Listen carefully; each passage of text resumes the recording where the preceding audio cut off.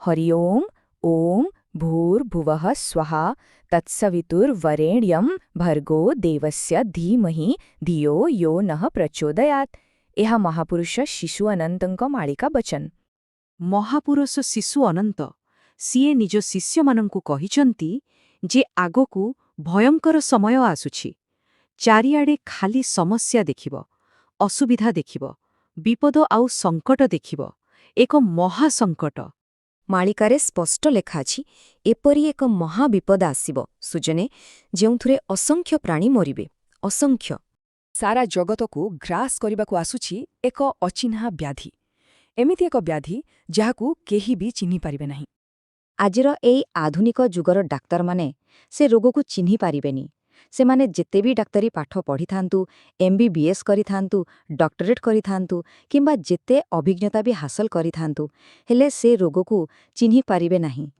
ମହାପୁରୁଷ ଲେଖିଛନ୍ତି, ବଡ଼ ସମୟ ମହା ହୋଇବ ମୁହେ ବାନ୍ଧିବେ ତୁଣ୍ଡି। ମନେ ପକାନ୍ତୁ, ଯେମିତି କରୋନା ମହାମାରୀ ଆସିଲା, ଲୋକମାନେ ମୁହଁରେ ମାସ୍କ ପିନ୍ଧିଲେ। ଏକଥା ମାଳିକାରେ ବହୁତ ଆଗରୁ ଲେଖାଥିଲା। ଏହି ଅଚିହ୍ନା ବ୍ୟାଧି ଆଗରେ ସବୁ ଜ୍ଞାନ, ସବୁ ବିଜ୍ଞାନ ବିଫଳ ହୋଇଯିବ। ଆଉ ଏହା ଅସଂଖ୍ୟ ପ୍ରାଣୀଙ୍କୁ ଗ୍ରାସ କରିବ, ସମଗ୍ର ସୃଷ୍ଟିକୁ ନାଶ କରିଦେବ। ଆଉ ଏହି ଅଚିହ୍ନା ଅସାଧ୍ୟ ବ୍ୟାଧିର ଆଗମନ ହିଁ ହେବ କଳିଯୁଗ ଶେଷ ହେବାର ସଂକେତ।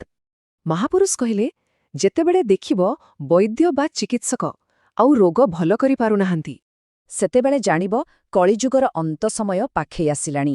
ଆଧୁନିକ ବିଜ୍ଞାନ ଆଜି ଚନ୍ଦ୍ରପୃଷ୍ଠରେ ଘର କରିବାକୁ ସ୍ୱପ୍ନ ଦେଖୁଛି, କ୍ୟାନ୍ସର ଭଳି ମାରାତ୍ମକ ରୋଗର ଚିକିତ୍ସା ବି କରୁଛି। କିନ୍ତୁ ସେହି ମହାବ୍ୟାଧି ଆଗରେ ସବୁକିଛି ନିଷ୍ଫଳ ହୋଇଯିବ। କାରଣ ସେ ବ୍ୟାଧିରେ କୌଣସି ମେଡିସିନ କାମ କରିବନି, କୌଣସି ଔଷଧ ବି କାର୍ଯ୍ୟ କରିବ ନାହିଁ, କାରଣ ପୃଥିବୀରେ ପ୍ରଳୟ ହେବାର ଅଛି।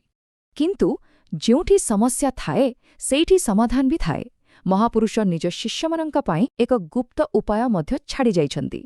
ଯେଉଁ ଶିଷ୍ୟମାନେ ମୋ କଥା ଶୁଣିବେ, ସେମାନେ ନିରୋଗୀ ରହିବେ।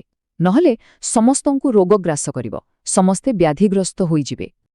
ମୋର ପ୍ରିୟ ଶିଷ୍ୟମାନଙ୍କ ପାଇଁ ଏହି ପ୍ରାଚୀନ ଉପଚାରର ରହସ୍ୟକୁ ମୁଁ ଗୋପନରେ ପ୍ରକାଶ କରିବି। ପ୍ରକୃତିର ମାର୍ଗରେ ହିଁ, ଏହି ଜଡ଼ିବୁଟି ଦ୍ୱାରା ହିଁ ସେହି ମହାରୋଗରୁ ରକ୍ଷା ମିଳିପାରିବ।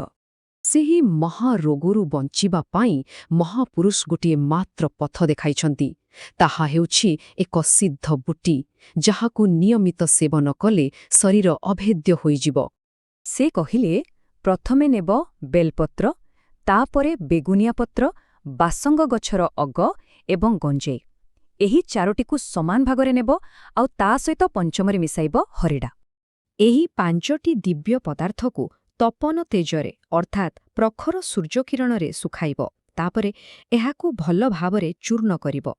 ସେଥିରେ 4 ମଶା ଜୁଆଣି ମିଶାଇବ। ଏହିପରି ଭାବରେ 6ଟି ପଦାର୍ଥକୁ ଏକାଠି କରିବ। ଏହାର ମାତ୍ରା ହେଉଛି ମାତ୍ର 3 ଚିମୁଟା। ପ୍ରତିଦିନ ସକାଳୁ ଖାଲି ପେଟରେ ପରମେଶ୍ୱରଙ୍କୁ ସ୍ମରଣ କରି 3 ଚିମୁଟା ଜଳ ସହିତ ସେବନ କରିବ। ଏହାର ନାମ ହେଉଛି ସିଦ୍ଧବୁଟି। ଯଦି ନିରନ୍ତର 6 ମାସ ପର୍ଯ୍ୟନ୍ତ ଏହାକୁ ସେବନ କରାଯାଏ, ତେବେ ସେହି ଅଚିହ୍ନା ମହାବ୍ୟାଧି ଶରୀରକୁ ସ୍ପର୍ଶ ମଧ୍ୟ କରିପାରିବ ନାହିଁ।